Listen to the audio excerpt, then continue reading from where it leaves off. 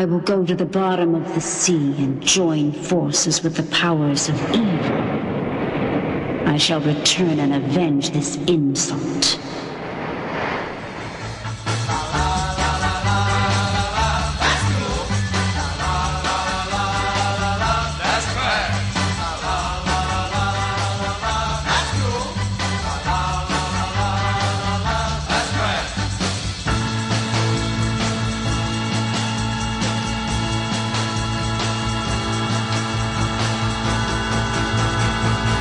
That's trash.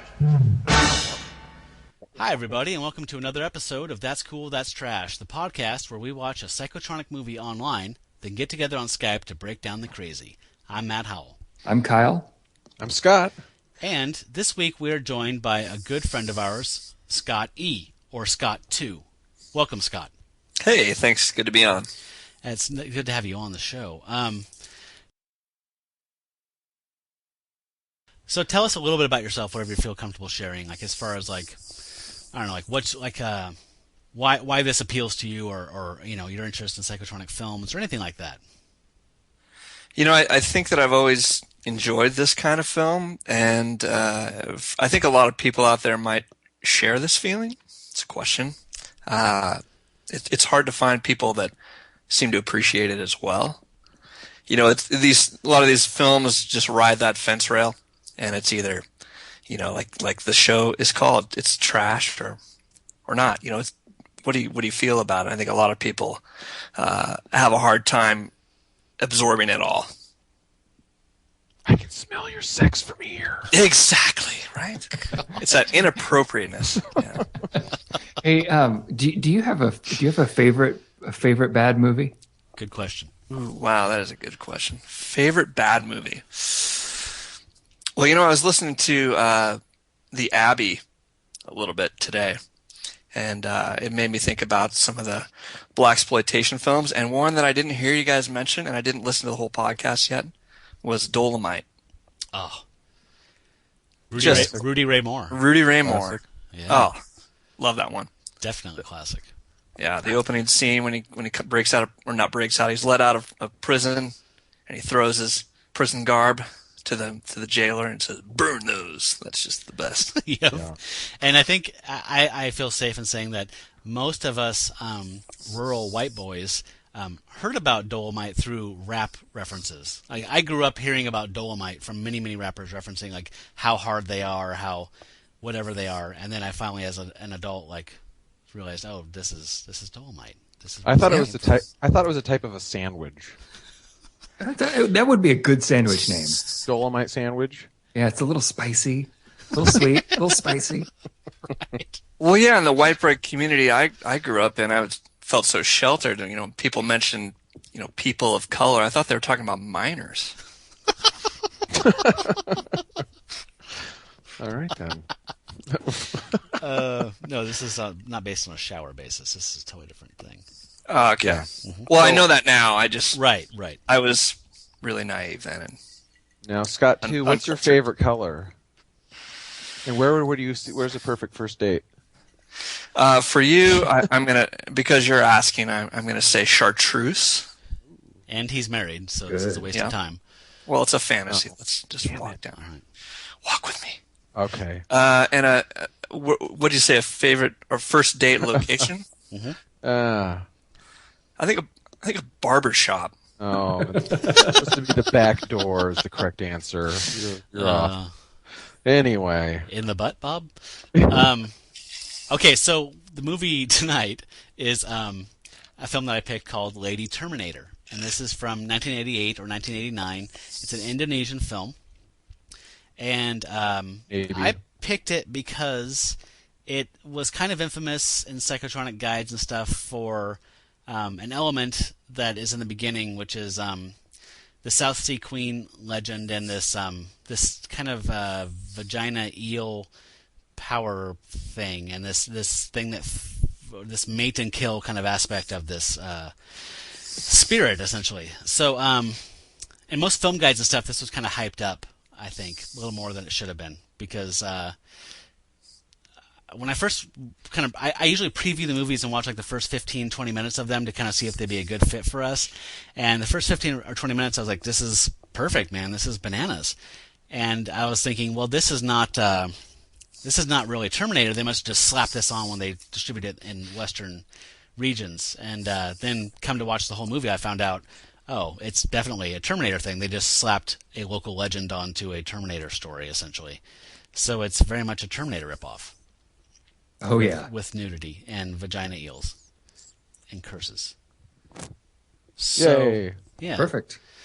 So, I don't know, initial thoughts? You guys, last week we did a new thing where I said, describe this in one word. Kyle, what's your one word?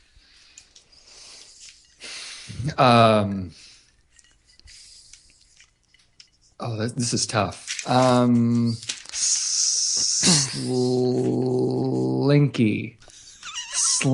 Slinky. Yeah. Scott? I would have to go with phrase, but if one word, scrumptulescent. Scott. No, but Wes Anderson meets Hellraiser. Wes Anderson's Hellraiser? Other Scott. Popeye. Yeah. That makes the most sense. I'm going to say explodey. Oh, it was. Also descriptive. It was both Popeye and Explodey. Maybe Ricochet or... Yeah. Does anybody have any favorite characters? I'm a Snake man. Oh, big Snake fan. I'm in your corner. Yeah. I like the mullet guy with the tank. That's Snake. That's him. Yeah. Oh, is that him? Yeah. Oh, yeah. Oh, yeah. You know what? I always like the older Asian grandfather, like the sort of the soothsayer, the shaman, the mystical Buddhist leader. Who happened to be a great uncle in this. Right. Yeah, it has to be a great cancer. Something. Great uncle makes sense. I think his name was Abu. Oh, they messed that up. Yeah. There's a clip that... It was Mathavu, I think. Oh, okay. Mathavu? I don't know. Maybe, Mr. I don't know. Magoo? Hey, can Was I he also the librarian? No, Or were those every single person I've talked to about this movie asked me that same question. Was the librarian Erica's great uncle? No. They're completely unrelated. But they sure looked alike, didn't they? Yeah. Gosh, they did. And I don't mean that in an insensitive way. No, I mean, obviously, I just assumed that they were the same person this whole time. That he was also a librarian, a mystic/librarian. No, he was busy waiting on the cliff holding the Chris? What do Yes. you call the dagger? Just waiting until the legend, the curse, became true. Till it awoke him. It awoke it aligned his... Uncliness. Until the ocean was on fire, right? Is that his dream? Yes, I think so. So, I'm going to throw this one to Scott. Scott. Yes. Scott 1. Do Sure. the paragraph synopsis of what this film is about. Okay. Well, let's see. This movie is about an ancient demon goddess thing who likes to screw men and make them die, apparently. But then one of them marries her. Well, And pulls he satisfies her, and so he... Oh, that's what it is, right. He can kind of dominate her. Right, and he's like, "You're my wife," and he steals her penis eel thing, her Chris. Penis-eating eel, yeah. Right. And then she curses him and says, "Well, you dick. 100 years, your great-granddaughter." And he's like, "Fuck, what do I care?" He's long dead. And then his great-granddaughter, fast forward, goes to look for the island or something for some reason. I'm kind of vague on this. And goes diving and winds up in her bed and becomes possessed. You made a common mistake. I'm sorry I have to interrupt here. Go ahead. That is not his great-granddaughter. His great-granddaughter is a pop star. Naturally. That gal, that the makes more anthropologist sense, sort of, who gets now. possessed is just a tool of the goddess of the South Seas. Well, also that he's white and she's white threw me off. No, too. I know. Me too. They all Trust look me. the same. The whites, I know. Lights. All the whites look the same. Sorry, I didn't mean to interrupt. So I just had to correct you. okay, so I see. This is where I was confused. The anthropologist apparently goes diving and becomes possessed by the demon woman 100 years later, who essentially turns her into the Terminator, zombie Terminator, for lack of a naked zombie Terminator. And then there's a lot of ass kicking. So she's So she tries to get the great granddaughter. Yeah, get the and finish the curse off. Yes. Yeah, 100-year revenge. Your typical 100-year revenge plot. Totally. And there's some totally stuff I have a typical. question about as it unfolds, but I think this is a movie where we can kind of just kind of traipse through it chronologically, unless you guys feel there's a better approach. No, this is all about the narrative. For sure. The subtext. Yeah. Some really weird imagery in this movie, though. Right. My impressions of this movie, I will just say, are very confused because there's very much a Terminator ripoff movie here, but there's a lot of horror stuff and there's like some Salvador Dali eyeball cutting, and I mean it kind of goes. I'm not sure what the audience is for it. I mean, I don't know. It was not what I was expecting, but rarely are they ever what I'm expecting.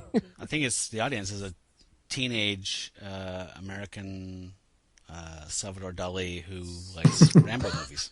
Oh, duh. I gotcha. I had my hand raised. You guys couldn't see me, but I was raising my hand. You're the audience? Yeah, Oh, yeah. man. Okay, so Kyle, where do we start with this thing, clip-wise? Well, I think we should probably just let the film I think we have a clip that just kind of sets us in motion. Sometimes the past should be left to memory, to gather dust within the covers of recorded time.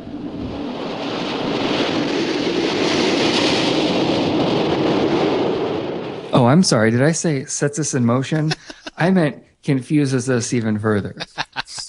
By the way, I thought this was really interesting that our last film also started with a shot of the ocean and a superimposed image on top of it and voiceover. So I thought that was an interesting carryover into this picture. There's no mistakes, Kyle. Was that Casey Kasem? No, the last one was. Oh, okay. So That would have been great, huh? It sure sounds like him. I mean, he's got a cold, but It's that Scooby-Doo thing, I think.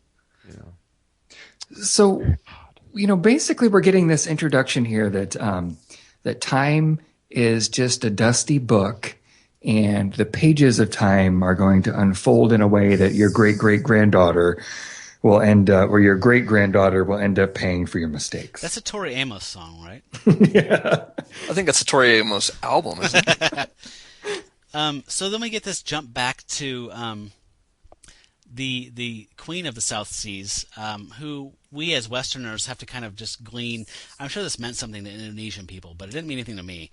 So I had to kind of figure out what it was. You see a guy mating this woman in this castle, and he's enjoying it. She's whatever, nonplussed, and then blood starts spraying all over him, and it's pretty clear that her mating kills. And it kind of is clear by the way her servants clear the body and change the sheets or whatever that this is normal for her.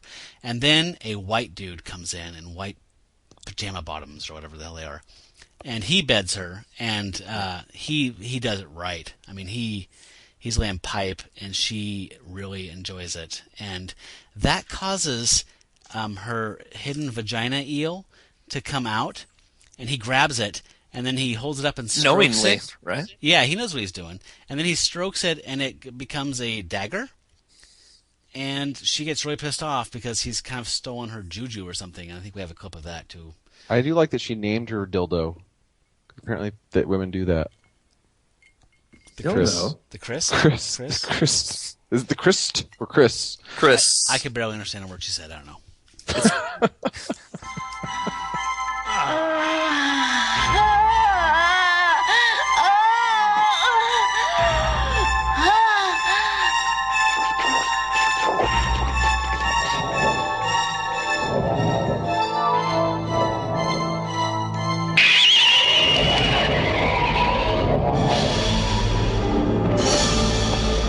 Return the crystal to its former form and give it back to me.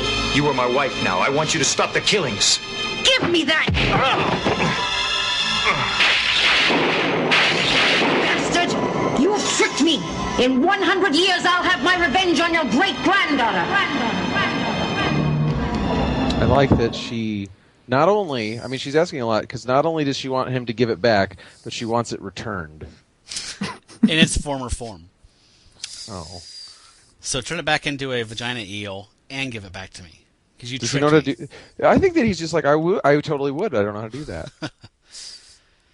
He seemed pretty shocked. Why the long revenge? Like, Yeah. wouldn't it feel better to just directly fuck this guy over instead of waiting for like 2 generations? Like, he's not going to tell his daughter, like, oh, by the way, your daughter is going to have some heavy shit because of this weird sex that I had Kyle. with this demon like Kyle, 20 years ago.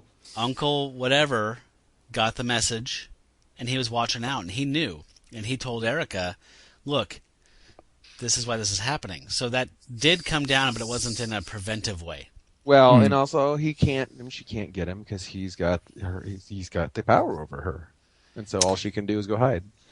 Kyle, I think I'm with you on the late revenge thing, though. It's like revenge is better served cryogenically cold. Yeah.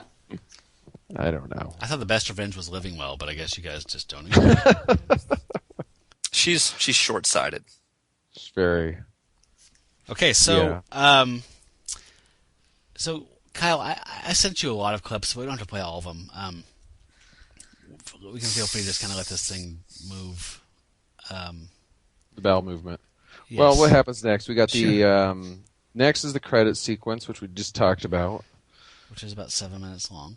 Yeah, and then we get to meet the anthropologist with the '80s hair.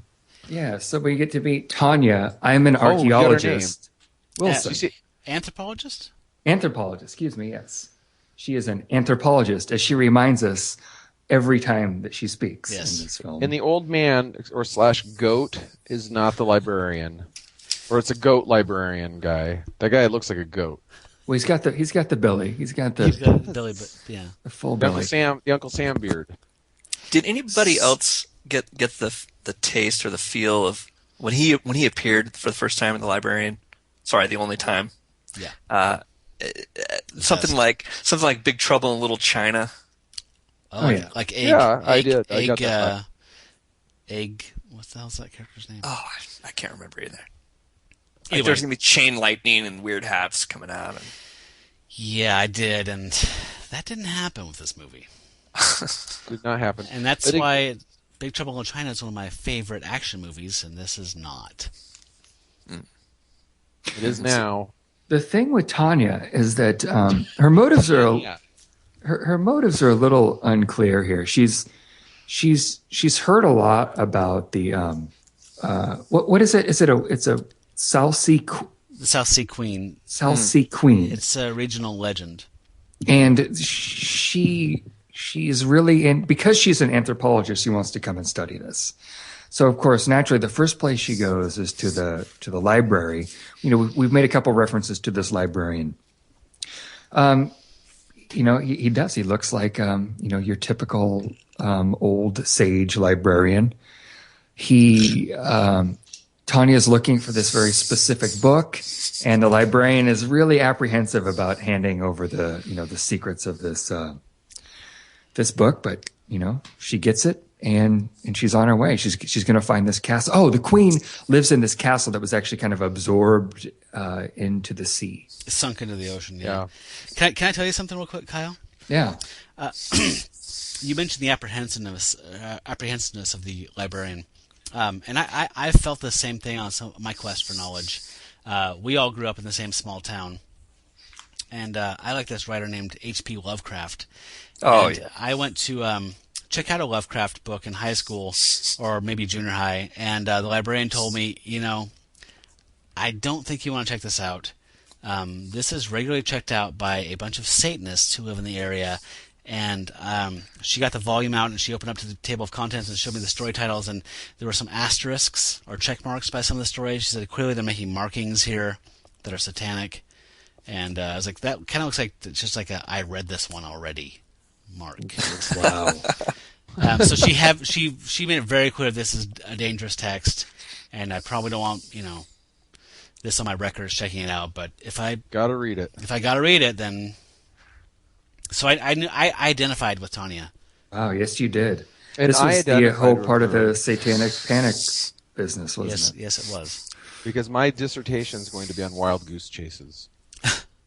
Because that would just assume what she would be into. Because that you'd have to assume that this would be a wild goose chase looking for this island under the sea or whatever it is. She's Castle. got a Hey, term Matt. paper due. That's right. The pressure's on, or she won't graduate. Right? Wasn't that the thing? She's like, Yes. I have to do this. Or I won't graduate. Exactly. We've all been It's there. on We've all wild felt goose that. chases. But Matt, can I share a quick H.P. Lovecraft story that relates to you? Anytime. Okay, so in brief, Always. I too was naive and interested in H.P. Lovecraft when I was in high school, and so I got hip to it, and I wanted to go check out one of these books. I wanted to go buy one of these books, and so I went to the local Christian bookstore. And I remember walking up to this nice older lady and asked her about this H.P. Lovecraft. And she was I with so you? I was with you. The good news across from perplexed. Pony Village Mall. Yes. Oh, you were with me? Yeah, I was remember that. with you. Oh, Hi, I'm here about the old ones. I was hoping to buy a book about them. Yes, the Eldritch Elders of the universe. Yeah, I didn't know what you were looking for. oh, I remember that. Yeah. I had no that idea. sounds like a Kids in the Hall sketch. Oh. It really does. Beautiful. That's so great. Thank you for sharing that. That's great. And we carry on. Yeah, Let's hear- I don't think H.P. Lovecraft has any good news. It's all that you're insignificant insects, and when the it's time there when in the the stars prose. are right, we're all dead. Oh man. Oh, half empty. Okay, where are we? Can I play a quick clip of this librarian here? I'm sorry. Yeah, we got really please do. sidetracked. This might be a long episode. Not so fast. Do you know what you're in for? Whoever finds the secret of the South Sea Queen will live in great danger of his soul. Do you understand? Come on. In this day and age, you speak of legends? I'm an anthropologist, huh? What is in this book may bring you to a fate worse than anything you could imagine. And what is that? The unknown. Well, maybe it's not for you, after all. Let's see it. Beware of the South Sea Queen. You know, I love, if you don't mind me jumping in, I love that the big fear that we were building up to with that little monologue was the unknown. That just blew her doors right off. She just couldn't handle it. Yeah, I thought I was going to look for something known. You know what? I love the soundtrack in this thing. I love that. I think it was Ricky Brothers. I think it was Ricky Brothers who did the sound. Actually, this is a classic Ricky of Brothers claves. soundtrack. Asian synth strings. He's got some presets with some slim synths and some, clicky Asian clicky stuff. Aren't those claves? It's great. Love it. I'm not going to comment because my mom taught me, if you don't have anything good to say, just keep stum. So, No, be passive aggressive. yeah, if you like crappy synth music, it's great. Oh, brilliant. I love So it. anyway, she gets on a boat because, okay. she's going to go out. Is that right? She gets a boat. Yeah, you're right. Yeah. There's a clip there, but I'm going to totally light over it. It's fun. That old man gave me the creeps. But if I don't finish my thesis, I don't graduate. So let's just get on with it. Which sounds to me like that could be from any given porno. Yeah. Oh, agreed. No, I thought the same thing, like a soft porn or Yeah. something. It's a little, It's like any barely legal, like, oh, professor. yeah, it's like we don't know how to link these scenes, so I'm just going to speak over in the background my thoughts. Wispy voice. I really liked what they were trying to do with her here. Like they're trying to paint her as like this young, like nerdy student who is really driven by finding out all about the unknown and anthropology. And she's got these big 80s glasses and Yeah, I love. she's so happy. I love that's just like this shorthand for like most perverts of the last 25 years of like, yeah, so you take a hot porn chick and you just put glasses on her, you know you're going to see her naked pretty soon. Whoa. We're going to see her naked? That's a formula. This just got a lot more interesting. So, Like, it just has like report to lot 7 for ZZ Top video shoot. Oh, I'm sorry, sexy librarians do. So let's talk a little bit about her body now. Oh. Is it me, or did she have some ribs removed? Like Cher? Like Janet Jackson? Right. She's got a very like Barbie-esque formed body. Like, it's very...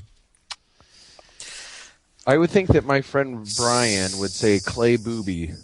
It's very like a doll. It doesn't look real. Oh, you're right. It's those B-52s that kind of direct at Well, you. and then she has I know that when she's in the bikini, she has the classic 80s, where your bottom straps come up to your armpits. Mm-hmm.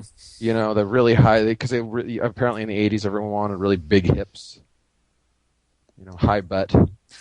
I thought it helped with jazzercise or something. The Jane Fonda. Yeah, I just think of Ice-T's Power. But yeah. But I swear she has ribs removed. She very strange. I couldn't help but note. And I wanted to... Yeah, I don't know.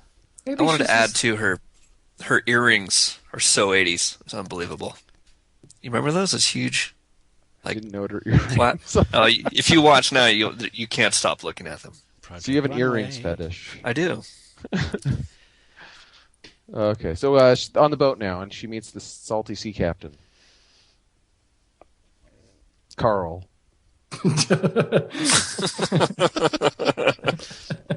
Tell us about him. I don't really know much about him other than he's taking her out to go diving for an island, which she doesn't come back for, and then he gets his ass handed to him by a big old wave.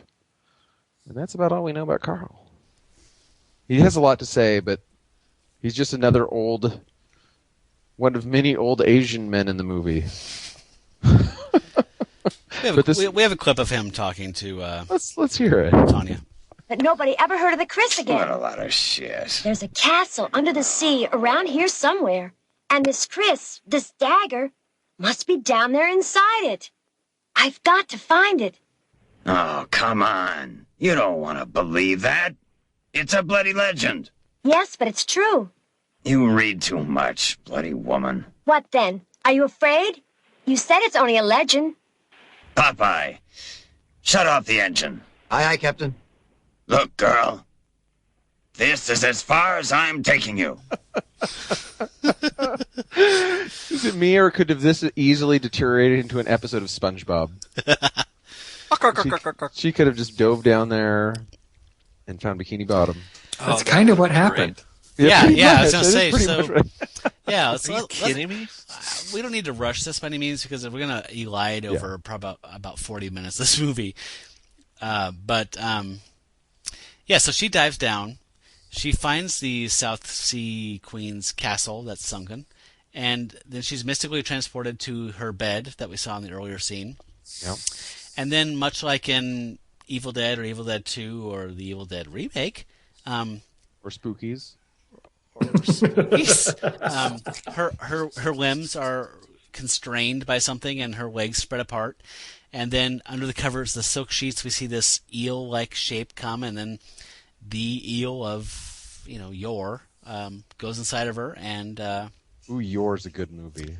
Yeah, it is. Yor the Conqueror or whatever. Anyway, and then it kind of fades out to white or something like that. And then we go. And also, as Scott mentioned, there's like a tsunami that wipes out the boat, and Popeye and Carl are gone. and then she appears. She walks out of the water, surfaces, and there's a couple guys. And this clip is long, but I'm keeping it in here because I feel like if there's an Indonesian Oscar for drunken stone guys, these guys should have nailed it for 88. Oh, man. Yeah. So let's hear the two guys that are drinking on the beach as the South Sea Queen in her new vessel surfaces and approaches them.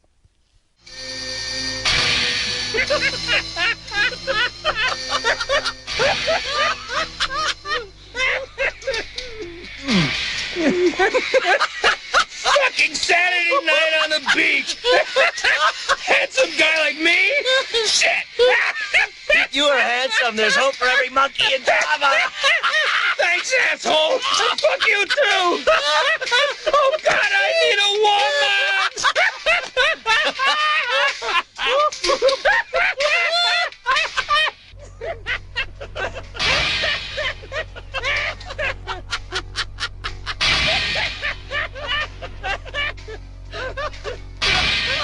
I think I'll marry my right fist. I use it so much already. Too much trouble do for making go blind. I'll just do it till I have to wear glasses.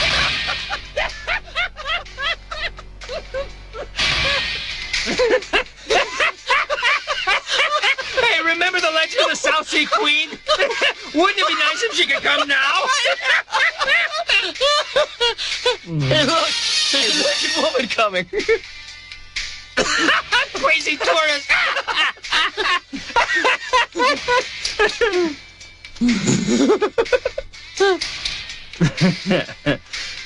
Go on. You're not gonna catch AIDS. Wanna have a good time? I got some pot in the car. Hey. Hey, how about a threesome? Wait your turn. Yeah.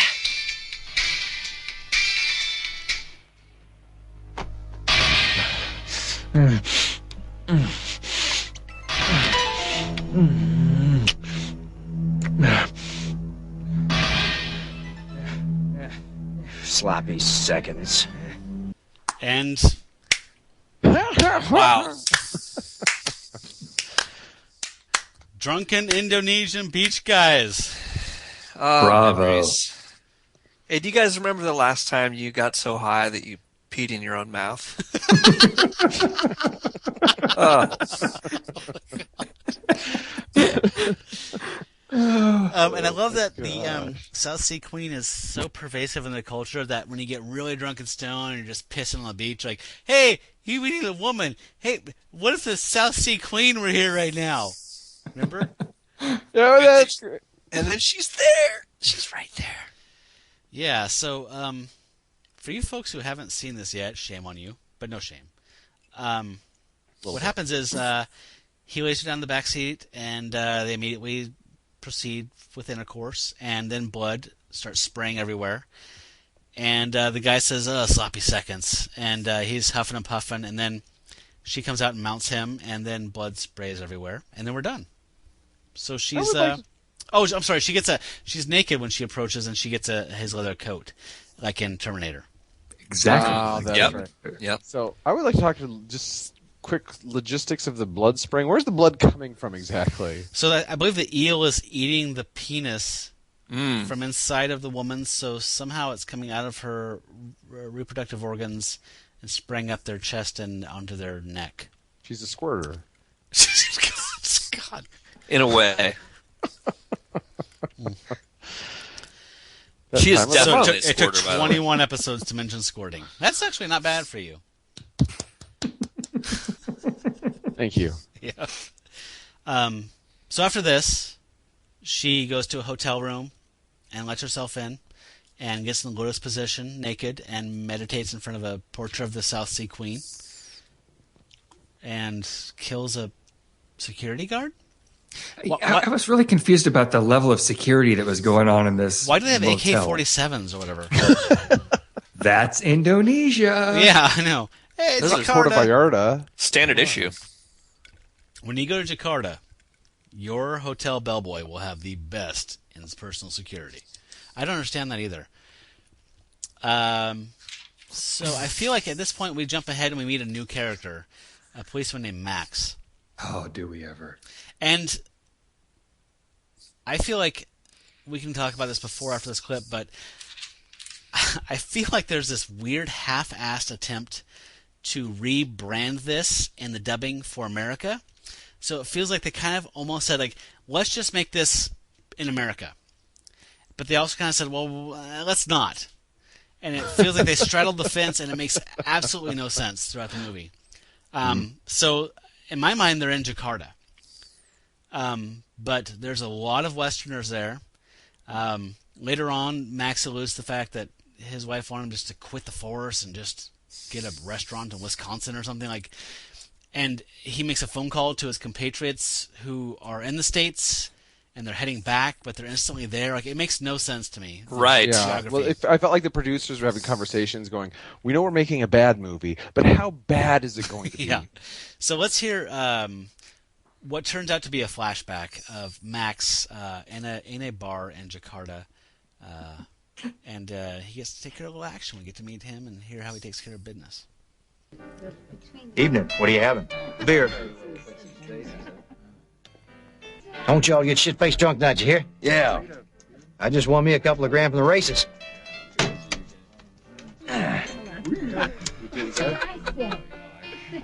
Hey, you serve beer here or just milk?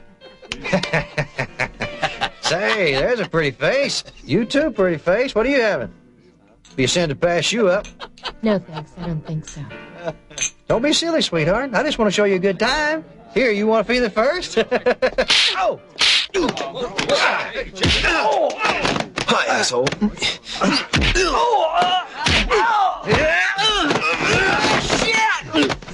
Have a nice day. You okay? Wow, That's what I call police brutality, man. Hey, Snake, I'm not on duty, man. I never pulled out my badge. And furthermore, those guys deserved it. Hey, Tub, where's Joe? You're still on a mission. Let's go get a drink, Snake. Who were those two? We should have intervened earlier before those punks started bothering us. No. Max McNeil. Linda. Why, Max, you're blushing. I won't fight.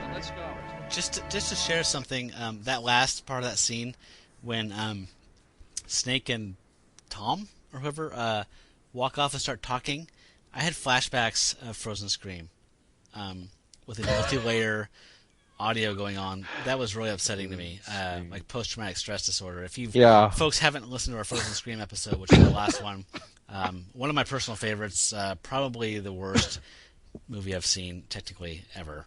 Yeah, me too. So we meet Max. Awful. And, Max Power. He's a Great White Hope kind of guy. He looks like, he'd play Captain America in some shitty TV movie in the 80s. Or he kind of looks like a thin guy from, what's his name? Not Pullman. Bill Pullman? Not Bill Pullman. No, I'm thinking of Jeff Daniels. Okay. Thin, I Jeff actually Daniels. see that. Yeah, okay. I thought it was Jeff Daniels. Or Dave Coulier from Full House. Dave Coulier. He looks like Dave Coulier. Yeah, oh my God. So this scene cuts away, and we see Max caressing a picture of him and that girl that he saved from these randomly white biker dudes who should be in Sturgis, but they're in Jakarta for some reason. Again, this is the whole geography kind of mix-up. So we're kind of led to believe or imply that she's gone or something because he's stroking her picture. That is film language for missing wife. Yes. When he's Stroking.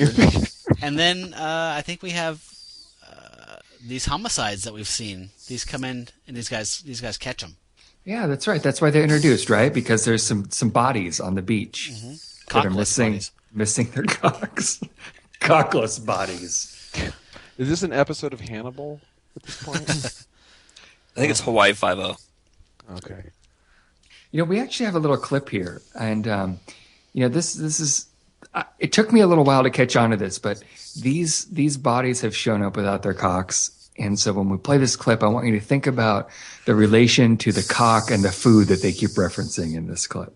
Max, we got a triple homicide with the same MO. Where are the bodies? They're over at the morgue. I've got the autopsy reports. We'll read them on the way. Anything to eat? Well, just hot dogs. I really hate hot dogs. Listen, Jack and I have seen more dead bodies than you've eaten hot dogs. So shut up and eat. Oh my lord. The same MO. Like we keep finding bodies with cocks missing. Yeah. The cock blocker killer. Yeah, they didn't give it a clever name. But yeah. So hot dogs are popular in Jakarta, I guess. And so are American police officers. I know. Right. Yeah. We didn't mention this, but in that barroom fight scene, we got to meet a couple of Max's coworkers. and one of whom is Snake.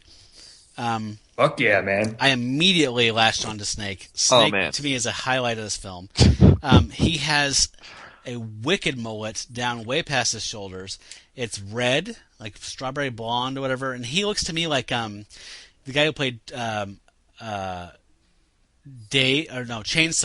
in Summer School, like that guy with a huge mullet, and he's acting like a stoner Bill and Ted kind of guy. He looks like he watched Lost Boys one time too many. Yes, I know. I thought Lost Boys too. How funny. Hey, you guys. I actually have a little story to share. I went to a coffee shop this morning to do some work, and Saturday. I walked in, and there was a dude who had the exact same kind of mullet as Snake. It was ironic, but it just completely blew my mind. Like, I just saw this dude last night. Here he is at the coffee shop, trying to blend in like normal. So I'm assuming you talked to him about Lady Terminator and our show, and you represented the brand. Yep, he's here, actually. He's going to pop in a few minutes. Hey, dudes. I'm a cop. I'm from Interpol, and I smoke weed. That wasn't really Snake, guys. That was just me. I'm sorry. I'm a bit of a thespian. But Snake, too, he seemed to really embody, to me, the whole, in a really campy way, the whole 80s action genre where it's so over the top that they almost transcend it. They're almost above it in the fact that they're enjoying themselves in the danger and the death. My question was this a kind of sly slap at Yankees and Western action films? Because it seemed to me like either these people are completely oblivious and this is terrible, or this is actually like rooted in like, we've seen these movies over here, imported here, and this is kind of our version of that. I think both. Yes, sometimes it takes that, that outside perspective to really distill like a genre and get to the essence of the thing that makes it beautiful. And, sometimes when we export, our like the French with our jazz, they take it and they turn it into something that's much more beautiful than we could ever really imagine. They peel away the layers, they get down to like the core, they boil it down to this beautiful, beautiful mound of snake, essence of snake. Like Stabilizer and exactly. And this film. Exactly. Let's go to the morgue. Oh, where are we at now? Are we at the morgue? Yes, sir. Tell us what the morgue, Scott. Okay, so did anyone else notice the mortician at the first start of the scene, the opening part of the scene? They show the foot locker, the body locker, and they show him, he had his head buried in there, and he emerges with a bowl of noodles. Yeah. What was going on there? Anybody? I think he just he's so comfortable with death that he doesn't mind keeping his lunch cold and fresh and with a body in one of the coolers. There you go. He's jaded. Which is evident later by good, his man. 2 lines that he speaks. Yeah. I agree. Let's hear this. Jaded or desensitized? Both. Ooh. Oh wait! Can I interject with one other random thing? Scott, you do whatever you want, brother. I'm sorry. Before all this happened, there was the brief scene at the mall, right? Oh yeah, we got to meet. Where they go shopping for the necklace, right? I'm sorry. You're right. right. You're right. Yeah. You're right. I apologize. So what happens there? So Erica and her friend Marianne. Yeah, that sounds right.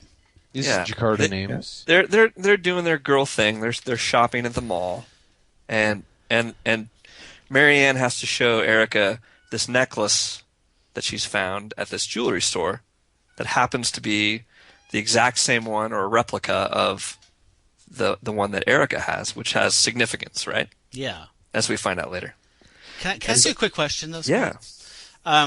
So the first time I watched this, I thought, okay, so she's Erica, she's the granddaughter, she has the necklace. That explains why the friend who buys a knockoff gets what happens to her. But when Tanya walks out of the sea with the drunk guys, she's wearing the necklace. Right. So what the fuck is going on? Can I ask, is this an episode of Facts of Life? You say that every episode. Just get over Tootie already. Erica and Tanya and the necklace? Tootie and Joe? Yeah. And the two boys? He loves Kim Fields. That's cool. Scott 2, please proceed. Right. So in brief, they shop for the necklace. Her friend picks it out. She gets the green light from Erica to buy it. And as they're walking out of the store, did anyone else notice, or was I swear to God, or was I seeing things, that as they're emerging from the store into the mall, this guy walks by that is most likely the guy that in the start of the movie laid the Queen of the South Sea right? What? Really? I think so. And he just walks by as kind of an extra. Just randomly? Yeah, just randomly, but check it out. But he's barefoot, I swear to God, barefoot in the mall, and he has a purse. And I thought maybe there was, I don't know, I just, it wrecked me. With us now. No, I thought that there was some symbolism, and I couldn't figure it out. Well, now I'm going to watch it again. I really had no plans to. I'm exhausted just talking about it because it was just such an emotional. All right, so let's scoot along here. So, all right, Erica has the actual necklace. Her friend Marianne buys the knockoff. The Lady Terminator, which is Tanya, which is the South Sea Queen, is now stalking this thing like a homing device. And for some reason, she misreads the knockoff for the real one, and follows her friend Marianne into the bathroom and blows her away. And then she realizes that the necklace is a fake and crushes it like, chalk. Yeah, I'm pretty sure this is an episode of Facts of Life. Yeah. She also kills a white cleaning lady that happens to pop into the bathroom. Which is one of the worst screams I've ever heard in a horror movie. Or whatever. You know what? We missed a scene, you guys. Actually, when we first see Erica, she's leaving a workout with some of her entourage. And they make a Schwarzenegger reference, actually, which is a corny little thing. And then she is met by, I want to say paparazzi, but there's just one, so paparazzo. And that's when we realize that Erica is a pop star. Can we play that? Right. Can we play that? Can we play that clip? There she is. Erica! Erica! Oh, no, not another interview. What's up, Marianne? My, nice necklace. Jill Peterson for Channel 6. Hi, Jill. Won't take a minute, okay? Well, Erica, what makes your show such a hit? I don't know. Because you've got such a sexy body. No, they probably like the show. Okay, I've heard that you've got an offer from J-Town Records. Yeah, my manager just told me yesterday. Aren't you excited? I am. Wouldn't you be? Well, I hope you'll be famous soon. I don't know. I can't imagine being famous. I just want to have a simple life. I think I'm just too excited and nervous about the whole thing. All that glamour and glitter is just not for me. Okay, good luck on the show. Thanks, I'll need Bye it. now. Well, I'm sure you've all met Erica, a sweet girl who's going to be doing her rock show tonight. I'm Jill Peterson for Channel 6. Back to you, Jack. Jill Peterson from Jakarta News. Hi. This just in, penises are exploding into blood. So after that is when the last scene that Scott 2 talked about, which was when they go shopping.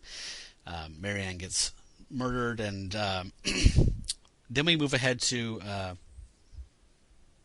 At this point, I think that the great uncle, is alerted, right? He's felt a disturbance in the force. Yes. So he's meditating in the lotus position on a cliff over the sea, and he has the Christ, whatever the dagger's called.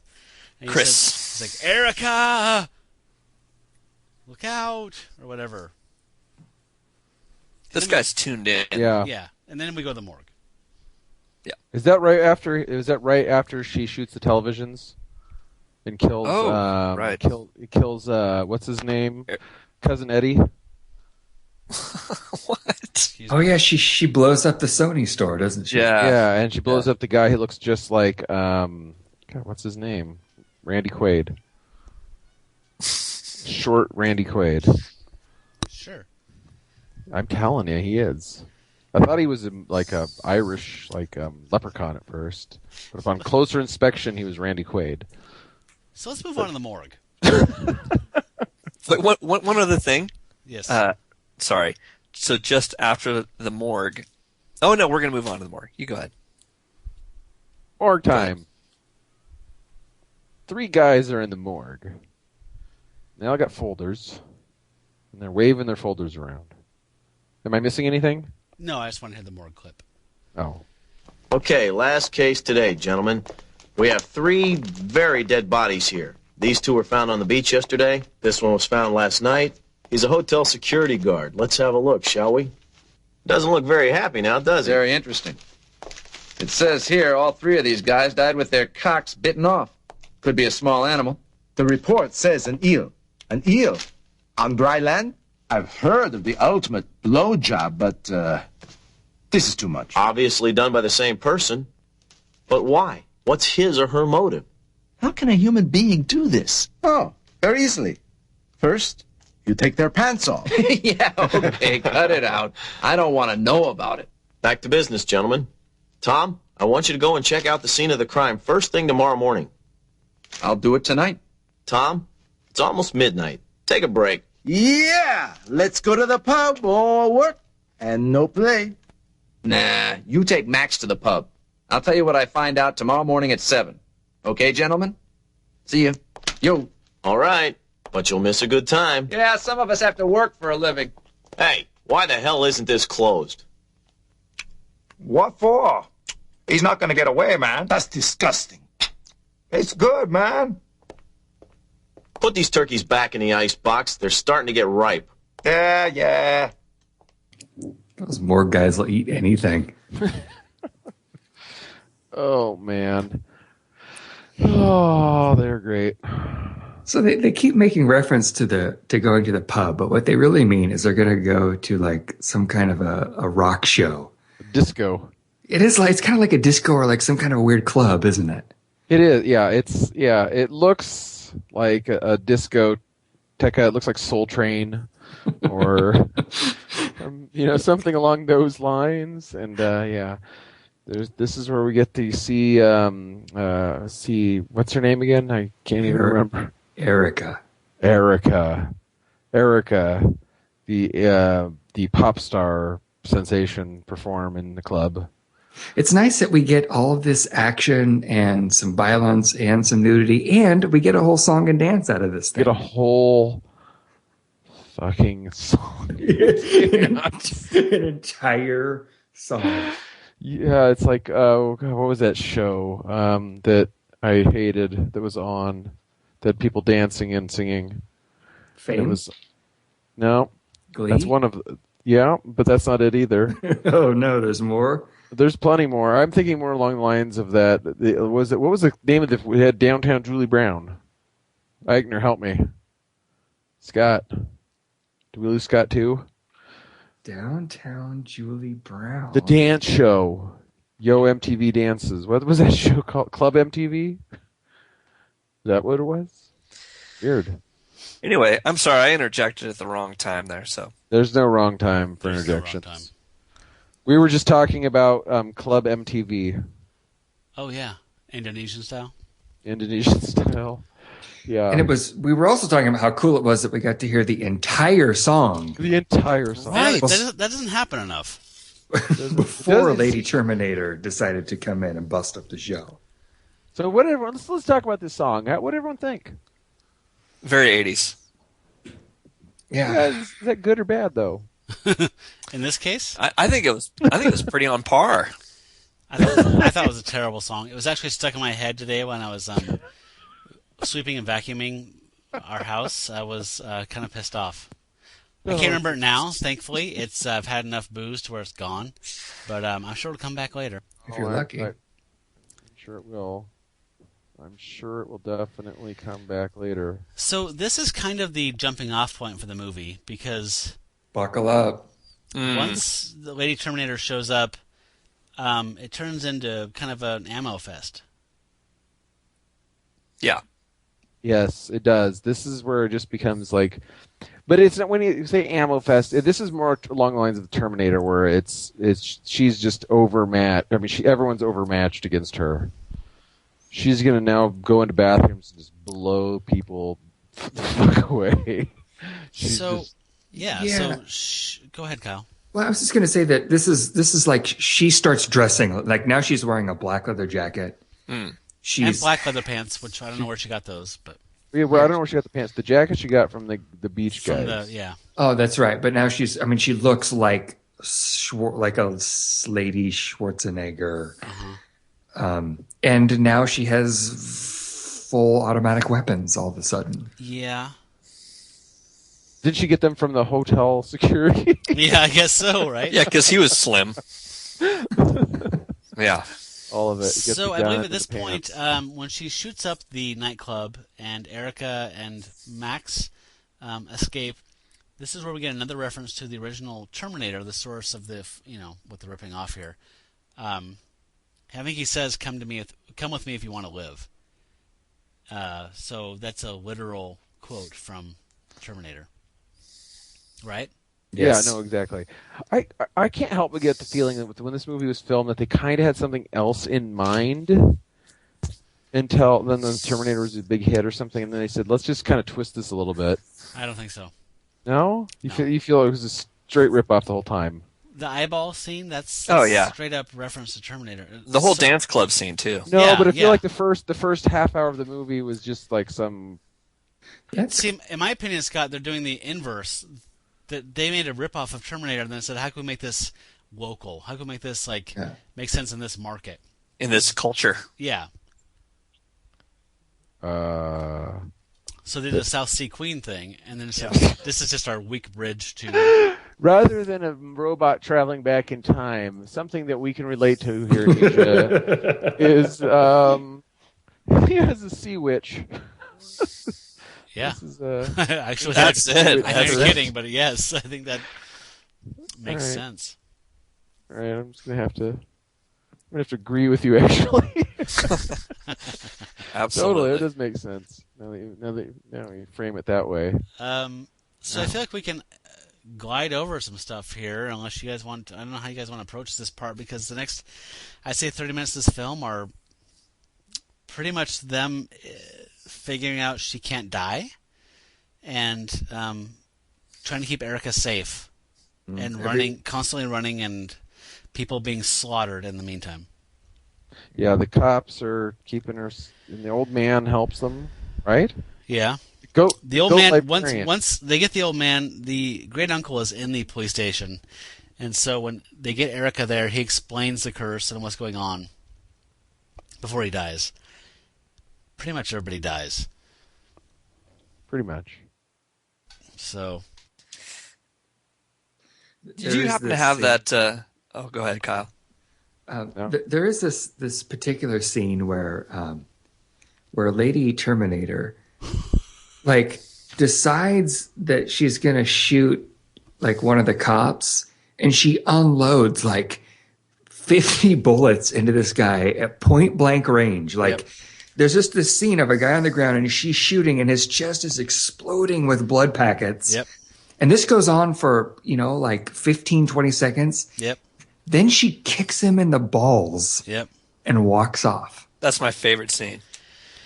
So, can I be serious for a second? I know that this show's all about fun and snarkiness and whatever, but I was watching this movie with my wife at the first time, and the point where she's storming through the police station and she's just kicking in doors and just spraying bullets everywhere, I had to mention to my wife, and she kind of brought up too, it was like, in light of the fact that we live in a country with mass murders that happen in schools and other public places, this is not as fun as I think it was intended to be, or as exciting in a kind of guiltless way.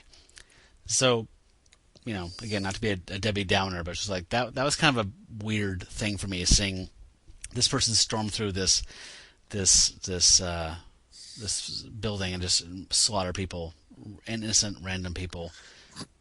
Made me think about things, I guess, that are politicized, but fuck the GOP. Yeah, but maybe too, that supports your remark earlier, Matt, that the glorification of this violence and so on. Maybe that's in part the cultural miss of the director, producer, movie group that put this together. They thought they were hitting the mark on that, trying to replicate this over-the-top 80s action film. And Right, but I mean, I'd probably have the same reaction if I saw an American film that did the same thing. I mean, if I watched Raw Deal or something, whatever, it doesn't matter, but like Silent Rage or some Chuck Norris movie where it's the same thing. It's just like, this doesn't feel the same way it did to me before because our climate is so different now. Yeah, that's a real thing now. That really happens now. Yeah. Right. Wow. Any mentally ill person can get this device and do this, as opposed to this being just being fantasy. Now back to the murder porn. Yes, please. So I just told myself I would have to mention it. I gotcha. I hear you. I don't disagree with you.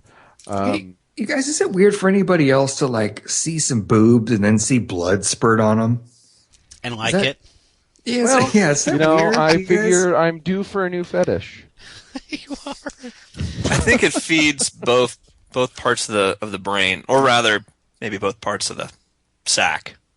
Yeah, it's some weird wire crossing thing for me that like I get the boob part and I get the blood part, but together when they come together, it's a weird crossing of the streams for me. That's just totally. So, you Kyle, like to keep your murder fully clothed for your erection. I do, yeah. So Kyle, isn't there a point in the film where somebody kind of basically like tries to explain why you like this? Like the idea of dying during coitus is like this kind of Freudian like paradox because do you know what I'm talking about? I don't remember this. Well, it's the whole praying mantis. And, yeah. Somebody gives a brief little monologue about it, but I didn't capture it. Sorry. No, you don't need to. But but that's the whole thing. It's essentially that you're creating life or whatever. They're dying, and I don't remember. I guess that kind of makes sense, like the Black Widow fantasy. Mm-hmm. Yeah. Your immortality or whatever. I don't know. You know what? I'm sorry. I'm confusing two films. I'm also watching another movie that we're riffing, and I'm mixing them up. Sorry. My bad. I pardon you. Thank you. Are you sure it wasn't Snake? Didn't Snake? Yeah. When he put on his monocle and was holding that skull. No, I'm sorry. That's from Invasion of the Bee Girls. Totally different movie. Proceed. You're confusing us all. But we know what you're saying, though. As far as actually the referencing what happens, it's apropos. You know who we lose in this whole battle is Jack. Jack's sanity. No, Jack's. I don't want to talk about it. You know what? Jack. So Jack. So at this point, it's like when you watch a bad zombie movie, and like from the first 15 minutes in, you're like, shoot at the head, shoot at the head. This is like that. Like she can't die. You've seen her get shot with a double-barreled shotgun point blank 6 times. Stop shooting her. Just run. At some point in that, they've run all through the police station. She's killed dozens of people. And they break a window with a chair to get out. And Jack says, go on without me. I'm going to buy you some time. And is it that time? Or no, I'm sorry. Jack's actually the one that dies in the alleyway. I think she breaks his neck. Can I just talk? Are we at the point where she's cutting her eyeballs out and stuff? No, we're not at that point. Oh, shoot, damn it. Almost. That's like next. Shoot, damn it. Okay. Shoot, damn it. Shoot, damn it. So I think we have a little clip here, actually, of how heartbroken everybody is when Jack dies. We got her now. Christ, it's empty. Shit! Where did she go? Are you all right? Yeah, just a few scratches. Jack bought it. Yes, we know. I'm sorry. Let's go. Take a beat there. He's like, got it. Move on. He just processed it. That's all I needed to do. Yeah. You can't rush grief like that, It has its own timeline. Was there a glaze of annoyance that he was stating the obvious there? Yeah. He's like, yeah, okay, yeah, got it. Thanks for the news flash.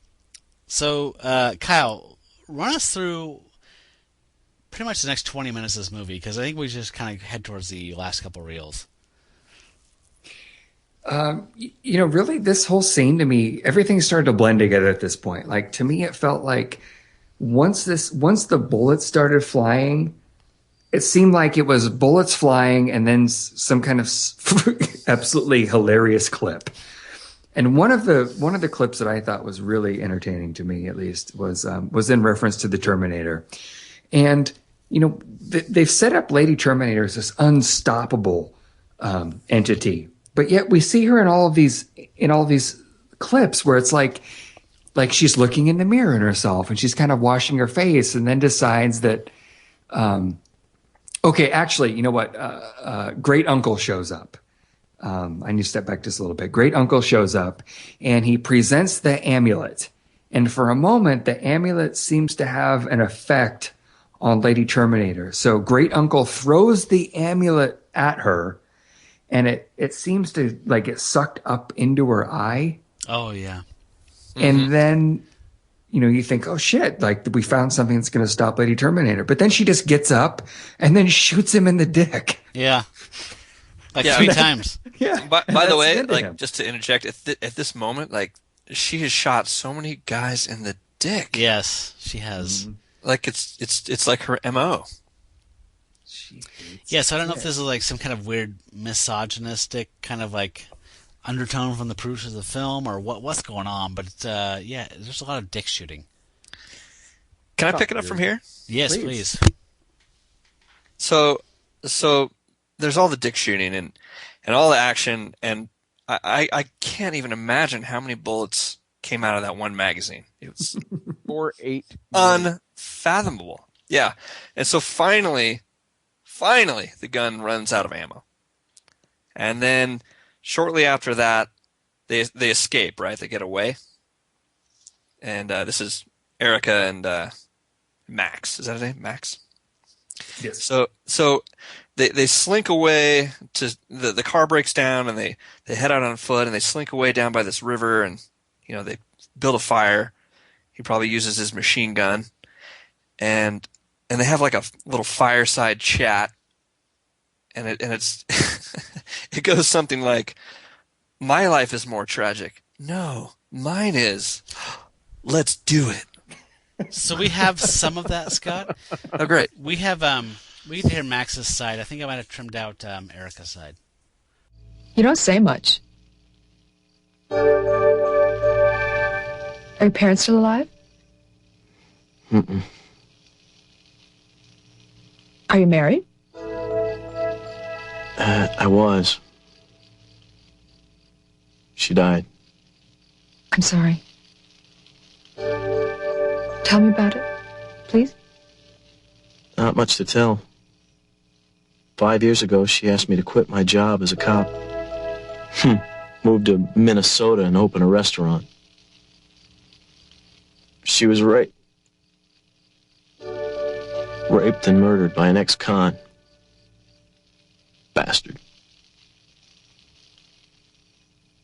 Could have happened to anybody. But it had to happen to her. It's all my fault. Doesn't make a difference anymore.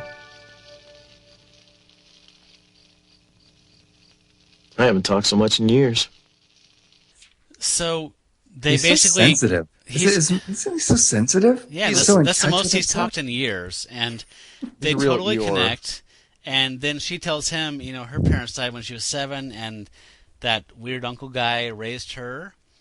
And then she's crying, and he's like, "What's up?" And she's like, "I'm crying for you." And then they make out, and they make love. Oh, it's like, speaking of good first dates. Yeah. So, sadness is can somebody explain to me? Aphrodisiac. Can somebody explain to me how they get from there the next morning to the lighthouse type military installation, the final showdown? Because that just seemed random to me. Well, an it's like interesting an airport, right? Yeah, an interesting thing has happened. You're right. It is. It's an abandoned airport. I think there was a reference made to meet us at the abandoned. Oh, okay. Actually, at some point, they decide they need to call back to the States to get some reinforcements. Oh, hell yeah. So you know who you call? You call fucking Snake. Oh, right? God, Snake. Who's partying, by the way, because that's what Snake does. He is partying. We'll play a little clip on that. But so they bring the boys out and they're like, "Hey, we got to meet up at the abandoned airport." But are they in Wisconsin or some other location in the States? Yeah, right. Anyway, this is part of our confusion, but this Snake Party clip was worth it for the whole movie. It's your call to the States. Hi, Tub. Hi, buddy. You sound terrible. It's been a long day. My man, what's happening? Come on over, we're partying. Snake, you're stoned again. Buddy, tell us what's happening over there. Some strange woman starts shooting up people, and you won't believe this. She can't be killed. What you mean? If it bleeds, it dies. Call Joe for me. Tell him I need help. I gotta go. See ya. Right, Max. We're on our way. So this kind of plays into my earlier question of, like, where the fuck are they? And where the fuck are they going? In Wisconsin, for sure. You know See what? you in 15 hours, bro. Yeah. The only thing that makes sense here that I don't actually believe, but is that they're at the U.S. Embassy. It's like blocks away, right? Right. And that's what goes on at the U.S. Embassy. In the special service. And I love that the special service guy is just smoking joints in the office. Like, oh, hey, just partying.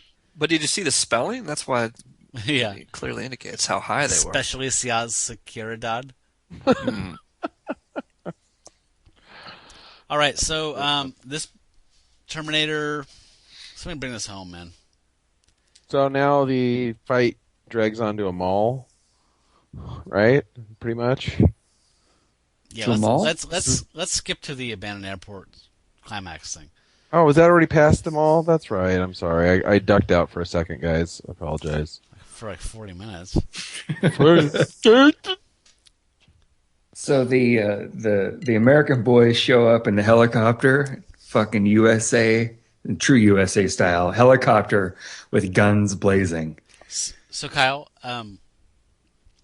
Renee wants a T-shirt. There's a moment when the guys get dropped off, and it's the four guys together, and they all like do some like high five, like "Let's kill this bitch," No. and they all turn and hold their machine guns towards the camera. She wants that on a T-shirt. That's a great T-shirt. Oh yeah, the four-way handshake where they all at the exact same time say, "Let's kick ass." Yeah. Is that what they said? Yes. I rewound that clip like 7 times. I thought they were screaming, "Let's quit the gas," or like half of them were saying one thing and the other half were saying something similar, and then it was like four-way handshake. I was kick ass. confused. Man. Okay. All right, so oh god, a bunch of shit just blows. This is just Terminator shit. If you've seen Terminator, like they're unloading like RPGs at this woman. There's a they're helicopter unloading launching missiles. Okay, but we know need- what was before- pretty cool before is that this. Go ahead. Finish. Go I ahead. was gonna say what is pretty cool is that they actually blow up like an old like airplane. They just like the That's government a model, or dude. somebody has an it is Oh, yeah, really for cool. sure. They just It's blew totally up a an model. old airplane It's totally a model. in true Indonesian style. Hey, let's blow up this extra airplane. Yeah, I'm sorry. Damn to it. Break your heart. That was a model, but the helicopter, what about that?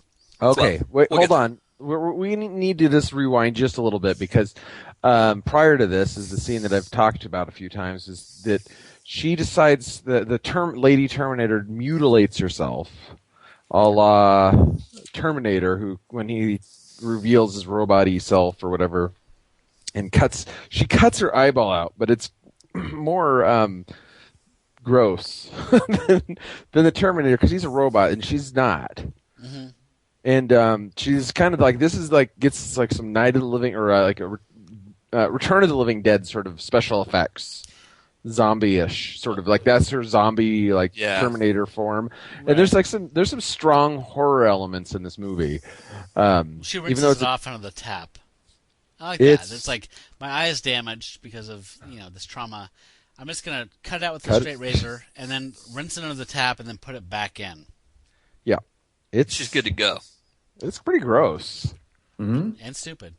It's stupid. It really stupid. So can we move ahead to the Yeah, so blowing back to stuff the up? airport. So they're launching everything at her, and she's Snake a has zombified arrived, now. and Snake loves attacking Lady Terminator. We have a clip of him. Oh. Will you play it?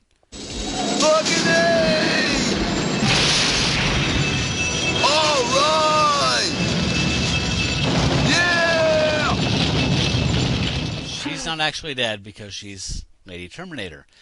But she has had her pretty skin burned off, and now she's a hideous burnt skin hag who shoots lasers out of her eyes. It's time for All of a lasers. sudden, She likes to switch it up. Yeah. she ditches the machine guns and starts shooting lasers. Did you guys notice, by the way, and again, it's probably one of the reasons why I love Snake so much, is during the whole scene and several scenes in this section where he's just laying waste with the machine gun and he's on the Panzer. Right?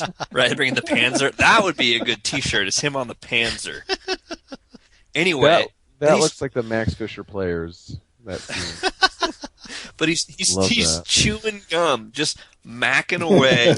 Just yeah. It's like he's finally in his element. I love the taste of bubble yum in the morning. Right? It's fantastic. His You know, exuberance. My fantasy is to get a Snake and Stabilizer movie. Oh man! Like a buddy, like they're now just totally change the genre, make it like a buddy cop movie with those. But that would be great. Oh, you know what? You're right. Like an Indonesian 48 Hours. Yeah, With those two guys. That would be Oh man! That would rule. Somebody, Scott 2, bring this thing home. Tell us what happens from the laser hag. Oh, to the ending. Wow. Yeah. So just when you didn't think, I think. Okay, here it is. So we just had like a good solid 40 minutes broken up scene or so of just Machine Gun Kelly just laying waste. Everyone's giving it hell, loading extra clips except for her, and I think that maybe the director just decided that we needed something cyborgy in here, or you know what? I think we're losing the audience. So let's reel them back in with some eye lasers. Yep, got me back in. To be honest with you, there you go. Right, and so she whips out the eye lasers and just blows up one of their buddies, and all of a sudden everyone's like, "What? She can shoot lasers out of her eyes? Why wasn't she doing this the entire time?" Yeah, no, right? And that goes on for a while, and then before I get to the next step, there's a, let's see, where is it? So there's a great scene. So Max says when his buddy Snake gets it right in the chest with the eye lasers and knocks him down dead, he says, "I owe you one. So long, buddy," and just carries on. just doesn't even miss a beat. We don't have time to mourn, Scott. Right, absolutely not. And so they kind of give up on the bazooka. Oh, by the way, too, there's that great scene where is it Tub? No, it's not Tub. It's Joe or whoever the other guy is along with them. Shoots this rocket launcher, and it's not that he shoots the rocket launcher. He's got to shoot it like cowboy style, like from the hip. Yeah, I love that. Right? This huge bazooka, just like, yeah, give it to him like sawed-off shotgun Queers style. put it on their shoulder. That's right. That's for sissies. I cut that part off. So he launches, blows them up, and on it goes, and then the lasers come out, and here we are. And then there's a scene. So she shoots a couple guys with the lasers, and then the guy in the helicopter shoots this bazooka net. Right? Yeah. And Hey, ensnares, Joe called. They want their weaponry back. Right. And it snares her in this really crazy net. And they start to hoist her up, and she's not having it. They think, yeah, we got her, and what are they going to do with her? And then she just looks up and shoots eye lasers at the helicopter and blows it to smithereens. It's like Stabilizer. But the best part of that cinematically is that the model, or I don't know if they had a real helicopter that they hung from a crane, and it's the propellers are spinning in slow motion, and the scene goes on for seconds. It just hangs there, and the helicopter's just sitting there in space, burning, just almost like a child's toy. Yeah, it was fantastic. So that's that, and then one of my favorite little audio clips and moments of grief is, I think it was Max, the protagonist, or one of the protagonists. He calls out to his buddy Tub, right, who blew up supposedly inside the helicopter, and he just says, "Tub, my buddy." Yeah. And it was with the conviction or the disappointment, as like some grade school kid was in their last period class before lunch, and they're thinking about what they're going to get for lunch, or what there might possibly be in the cafeteria, and amongst those things might have been the chocolate milk, and then they get to the cafeteria, and they find out in that moment that, you know, there was a problem with the delivery, or the milk was bad. There was no chocolate milk. Chocolate milk. It's like, chocolate milk. No chocolate milk. That's about the commitment level. Yeah. Yeah. Wow. How do you're like the actor whisperer. Oh, The man. actor whisperer. It was intense. So that was Well, and then basically what happens at that point is a long chase up some stairs, right? With lots of pipe. like 40 flights of stairs. Yeah. And then the Chris gets jammed into the zombie Lady Terminator. Yeah. Turns out that Max had it in a holster the entire time. They could have at Why any didn't moment pulled this out and Yeah. jammed it in her chest and ended this, but I was actually confused where it came from. I'm like, where is it? Where, like, did she manifest it out or something? Like, oh, it's in a holster. There's a scene earlier. There the whole time. No, that she had it wrapped up in that piece of cloth. You're talking about the Chris, right? Yeah. But why didn't it was stuffed in her back, like behind, like in her pants or her skirt or whatever she was wearing? Oh, that's right. So they had to like have a giant shootout first before she could pull it out of. Well, yeah. Did she just remember that she had this on her? Well, the crazy kooky old uncle never explained it, because he's a soothsayer, so he wouldn't tell her everything. Oh, so she only pulled it out and stabbed the Lady Terminator because it was the only thing she could find. Oh, Yeah, she was scrambling for something. which is moronic, right? yeah. Because here, take this. That's like Scott, in our culture. If like your great uncle is like, here, these vampires are chasing you. Here's this crucifix. Oh, I'm just gonna put this in my back pocket and run around, blah blah. And like, oh, I have nothing to bludgeon it with, but oh, here's this. Well, because he makes a point of giving it to her. Yeah, that's the point. And like, well, I mean, sure, maybe he should have been more explicit, I guess. But even still, there's a lot of bad communication, a lot of lives lost. Yeah, wow. So many. The body count is really high in this movie. Really, really high. Very unnecessary. So she pulls the Chris out and jams it into Tanya's chest, and she vaporizes or whatever. And then we get the scene with the inevitable kind of when the fire truck shows up and they put a blanket on you scene. So Max and Erica are watching the guys go by, and one of the buddies that we thought was dead is actually still alive, and then they are ushered into a car themselves, and we get to hear a final voiceover out, which we should probably play. The struggle within our souls is never ending. The life of man short and brutal, torn between good and evil. Of the eternity around us, we know nothing. The stars look on. They have been here long before mankind appeared on our small planet, and will be here long after we are no more.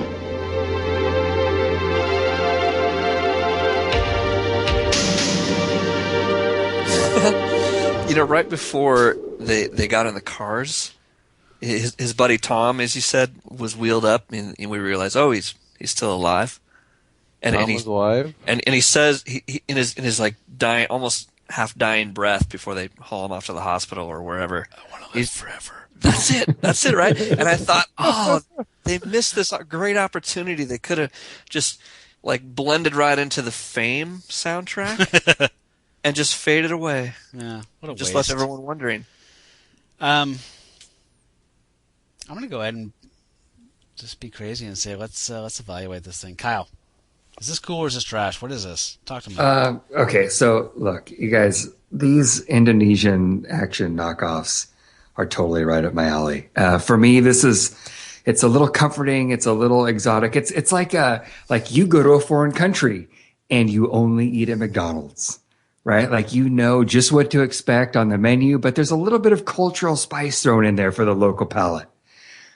To me, this is what I love. This is why I do it. So for me, this is cool. Scott? Interesting. Scott, Kyle, I think you pulled out your sander and put a nice little foam pad, on the bottom. It's got some shoe polish out. And polished a turd.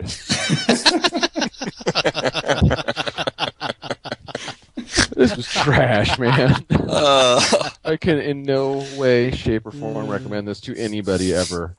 This was garbage. And this is hard for me because I pride myself on being like I'm a boob looker. I'm a boob watcher. A boob gazer. You're a boob. Boob gazing. This has been a long time coming to see some real boobs, or possibly clay boobs. I don't know. That's neither here nor there. Okay. But I had this, I kind of enjoyed this movie in some parts, but overall I think it was pretty trash. I think it was just kind of dumb. Okay. And I've seen it before. I think it's one of those movies that I've seen before. Not the same. Terminator? Terminator. Turn of the Living Dead. There's a lot. I got to go trash on this one personally. Okay. Scott, too. Wow. So I'm going to come full circle on this and just try and sum it up in a one-sentence statement. So Lady Terminator is a factual history of the first IUD. God. Okay. I think it's a women's sexual empowerment film. Wow. Interesting. Yeah. I still feel the same way about it. How do you feel about it, Scott? Is this cool or is this trash? I have to say, talking about it is much more exciting than watching it. Oh. Therefore. And that's going to be my measurement, and that's why I'm going to say it's trash. Okay. I'm going to echo the last two calls here. This is trash. I wanted to like this. I really wanted to like this. Once it turned into a Terminator knockoff, I was bored silly with it. I had a hard time watching it twice just to get clips. Didn't work for me. I love the boobs and the mythology in the first half an hour, and once it turned into an action movie, I was totally cool to do it. Except for Snake. I was going to say, Snake almost single-handedly rescues the movie. And he could be in any movie, and I would watch it. But he should be in every movie. Sparingly. Yeah. So, normally I would offer an antidote here, but I don't have one.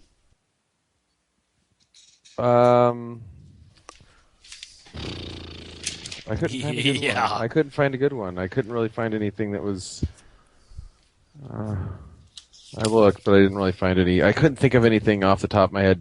Eigner, you got any sort of suggestions for an antidote movie? Something that's obscure, but maybe better. I think yeah. All right. So my final passing anecdote is: hell hath no fury like a woman pleased. That's not going to happen around here. Okay. Can I mention one? Yeah. Since Scott just has, fortune cookie wisdom for us. I don't know if this actually got mentioned tonight or if I just kind of thought it got mentioned, but in 1990, I'm actually probably thinking this because I associate this with our guest tonight. In 1990, Tom Savini remade George Romero's Night of the Living Dead. He did a pretty good job of it, I thought. Yeah. And one of the reasons that it got made, just as a little side note, was because Romero didn't file the paperwork right for the first Night of the Living Dead, so it's in the public domain. So he never got any money off of it. Oh, wow. And so he and Savini teamed up, and he produced the remake, and it was just kind of basically a gesture of like, let's get some money off of this cultural icon that you made. by doing a second, a remake of it. It's not perfect. They mix some stuff up, and it's cool. And I believe you can watch the whole thing on YouTube. If not on YouTube, on Hulu or Netflix, it's pretty widely available online, and it's worth a watch. Particularly if you're a fan of the Living Dead remake from 1990. Yeah, it was pretty good. I think it's pretty good. I enjoyed that film. I thought it was great. Yeah, I remember seeing it at your house, Scott, too. Your parents were out of town, and we all were out there with some beer, and we watched this movie at Scott One's request, and I guess that's why I'm recommending it now. Yeah. It's kind of full of being sentimental. Yeah, it's kind of full of creep show like chuckles. Yeah. So watch the Tom Savini directed remake of Night of the Living Dead from 1990. I believe it's online, pretty easily found. And it's called Night of the Living Dead? Oh, yep. It's actually, it's good. The special effects are good. And it was before the zombie craze hit again. Yeah. But after the 80s zombie craze, there wasn't zombie movies right around then. I mean, it was just not a lot. No.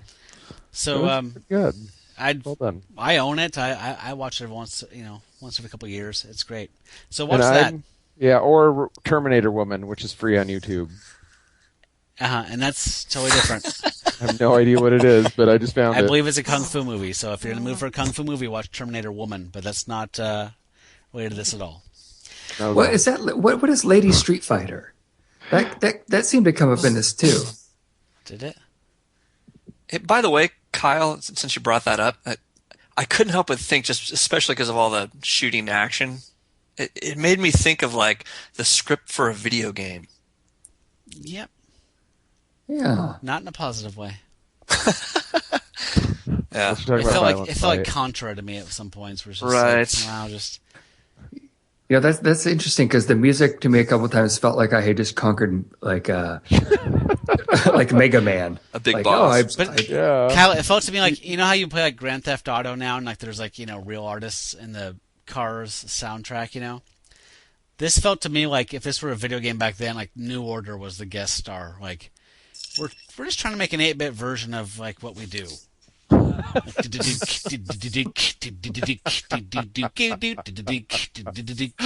love that. Hey, also too, Matt, you're the type of guy that probably know this. So with this movie, I don't remember which actor it was, but it was one of Max's cop buddies.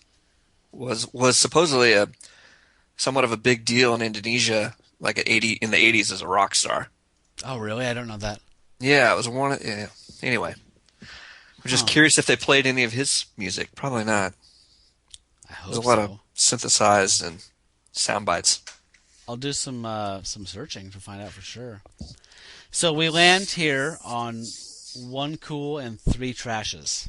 So that's, we're not a democracy, but that's just something to note. So you guys ready to hear about the next one? Yeah. Yes, please. So the next one, we're moving into, we've danced around some decades, but we're going to the 90s for the first time in the history of the show. And we're going to watch I can only call it a sexploitation action movie. It's called Enemy Gold. And here's a little sample of that. Armed with bullets, bombs, and brawn. Chris. Bingo. Federal agents attack an international smuggling operation.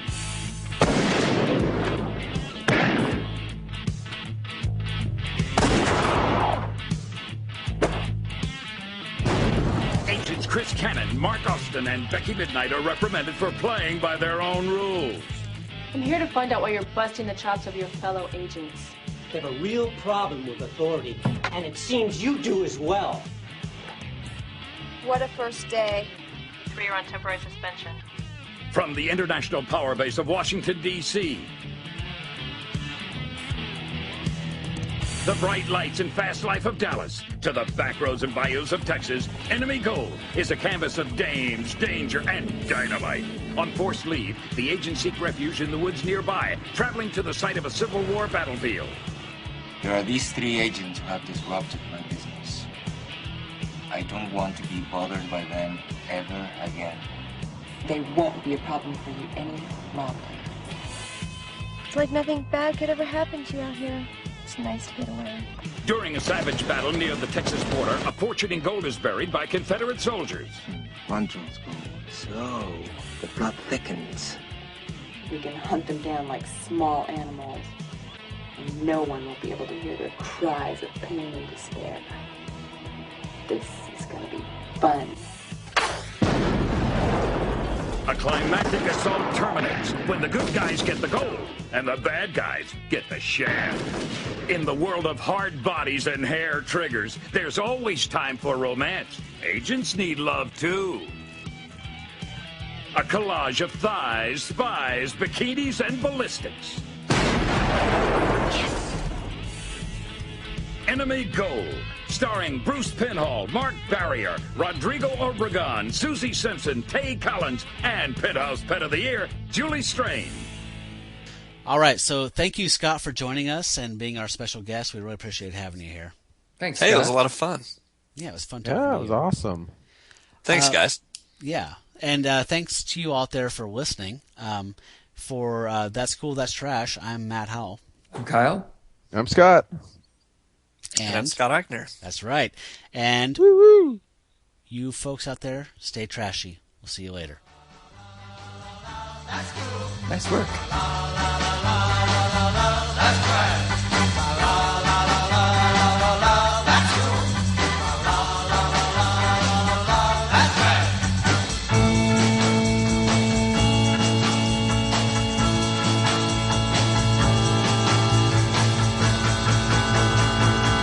That's trash. It's garbage, folks. What you mean? If it bleeds, it dies.